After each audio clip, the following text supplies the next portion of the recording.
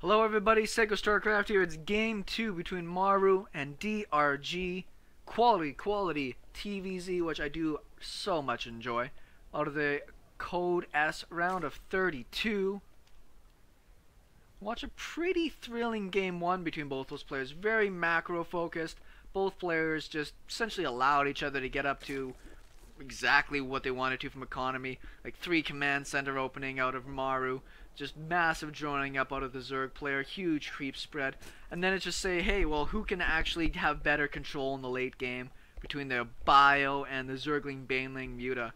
I've been listening to a lot of commentary from people like Snoot that there's a lot of trouble right now for Zerg players dealing with this kind of Bio Widowmine, Bio Hellbat, and Thor kind of style of things. It's just the cost effectiveness of it is so great, and when you trade away all of your banelings, if you have one bad engagement, you're kind of left on your ass. It's so hard to be able to get out an army again, even though Zerg can remax really quickly. Getting out the banelings that you really need can be really tough.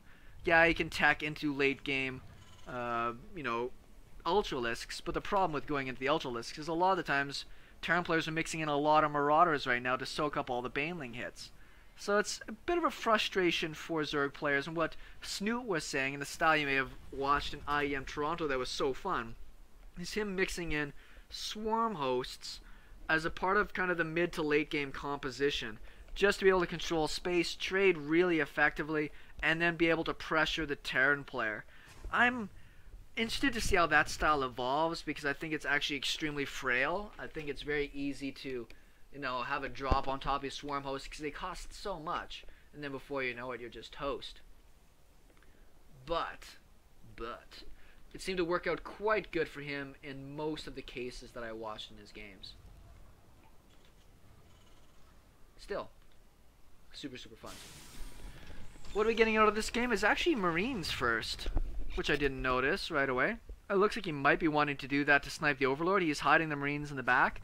This is kind of a fun, clever thing you can do, because most Zerg players just totally expect that really fast,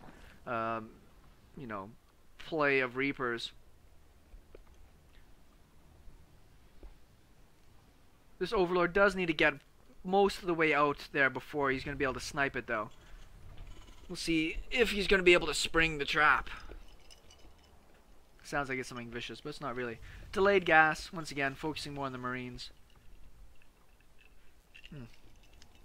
Yes. And actually, there he goes. I was about to say the Overlord might just stop.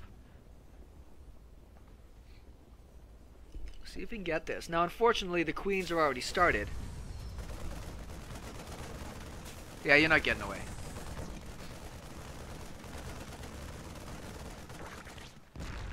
Like I said, if he managed to kill that before the Queens, like if DRG didn't stall on this piece here, that would have actually been really crappy for DRG. Delayed his Queens, macro, quite a bit.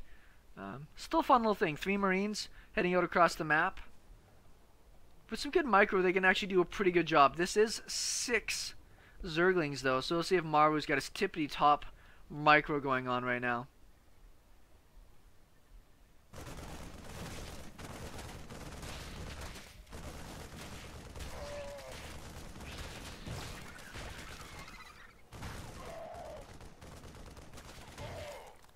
Essentially even trade. Almost got through there, but by now, bunker's almost finished. 2 Zerglings were going to do too much anyways. These Marines are just going to go and say hi. Managed to snag one of them. So it looks like we're probably going to be gearing up for another big macro game. We already got a 3rd CC almost finished from Maru with this opening, and then there's still double gas coming down behind this. Reactor, so we'll be able to pump out their hellions. Units wise, we can see that the Zerg players, got his normal lead at this point. But with triple orbital coming down the pipe here pretty fast, I'm thinking it's gonna be pretty solid for Mr. Maru there. What I'm interested to know, because there's no scout, what I'd be interested to know is if DRG recognizes this and wants to go for pressure. We didn't see that from him in game 1. Essentially, didn't really attack anything for the longest time. For the longest time. Speed is finished up. And we see this opening from Maru kind of negates that investment. Those early lings, that speed. Maru doesn't really have intentions of going and doing damage anytime super soon. Starport going down.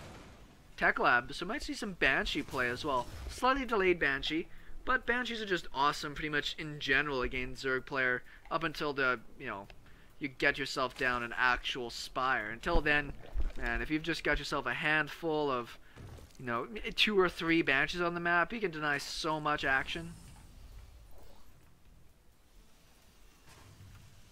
More gas is going down already. Engineering base is part of the wall. Which I don't mind. I mean, if you're going to get busted, it's going to suck. But the Terran player is obviously pretty confident that's not going to be the case. Banshees are on the way as well as Cloak. Bit of investment into that tech now, so we'll see if it's going to pay off. Quite a bit of gas, money, and time to be able to go into that.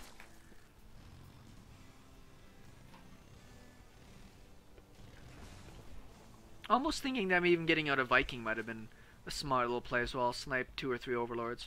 I like doing that a lot, but it's usually a precursor to drops. 6 hellions out. Queen's going to chase those guys back. And on this side, 1-1 already underway. Stim pack just fired up as well. Cloak's most of the way finished. Now we're seeing the rest of the barracks going down. This one Marine's just patrolling. He's not going to be able to deny anything. I don't think there's any overlords over here anyways. Yeah, there's one actually. There's the Overseer coming in. The Banshee is already on the way and the Cloak's already just about finished up. Great positioning on this one Spore though. We'll deny the hell out of that. Just a kind of a smart thing, even if you don't know what's going on. It helps deny drops to come right up the middle, which is very common to do in the early game. It's such a quick rush distance, come up here and drop. Hit this behind the wall that the Zerg player may have. Units wise, we see Terran player's not that far behind the Zerg player. 5 racks going up at once. Cool. Spire is on the way. We already got ourselves down a missile turret. Maru is one of those tip-top players that doesn't overinvest in missile turrets. I like me some missile turrets though. I think it's super smart to be able to get those out. And just make sure you don't get that damage. In the lower leagues, people with mutas seem to be a lot less careful with them. If you put down a couple of missile turrets, sometimes they just YOLO straight across and then just get wiped out.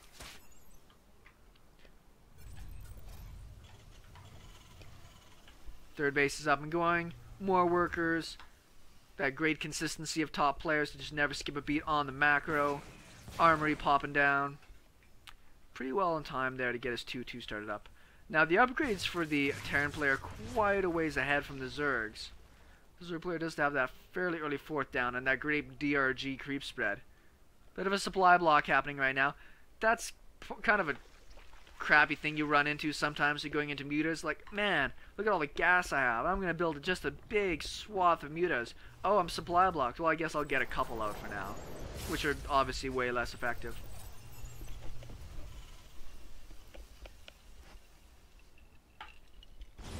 Pretty good chunk of army out on this side.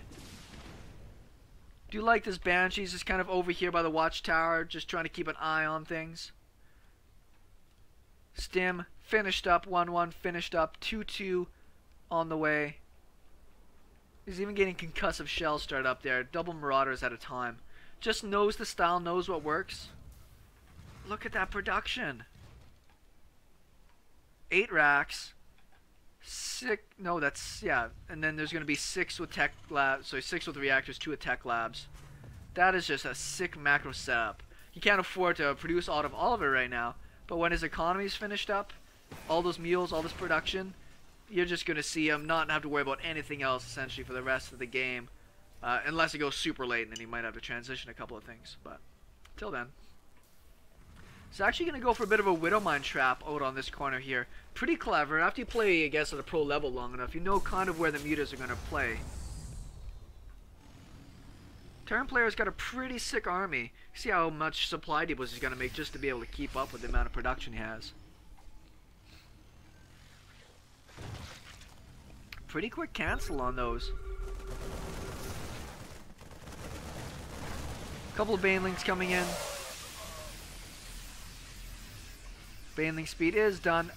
Big pile of Zerglings on the way on that side. Oh, he is actually going to drop on the high ground, it looks like.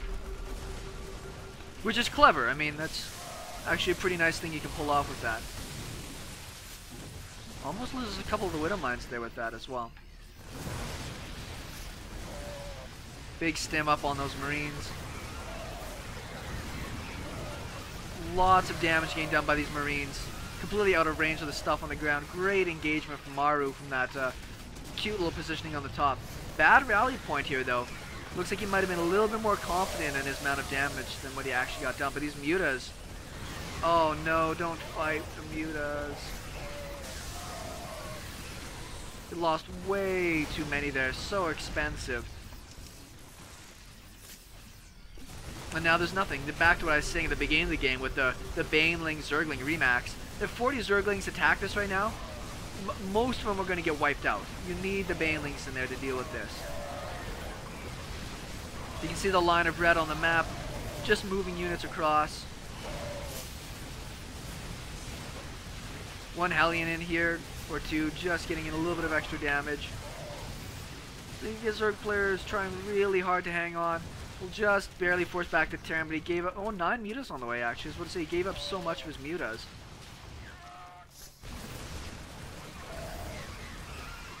Terran's finally got enough to re-engage.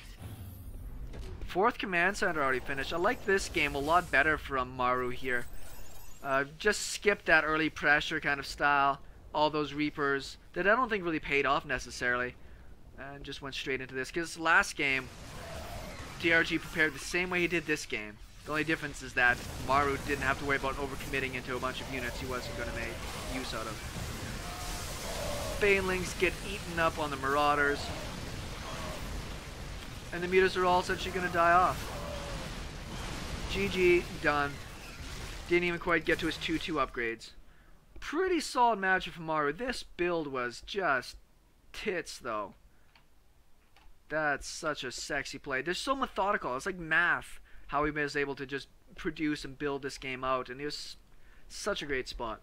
SeKo Starcraft, thanks for watching. See you guys soon.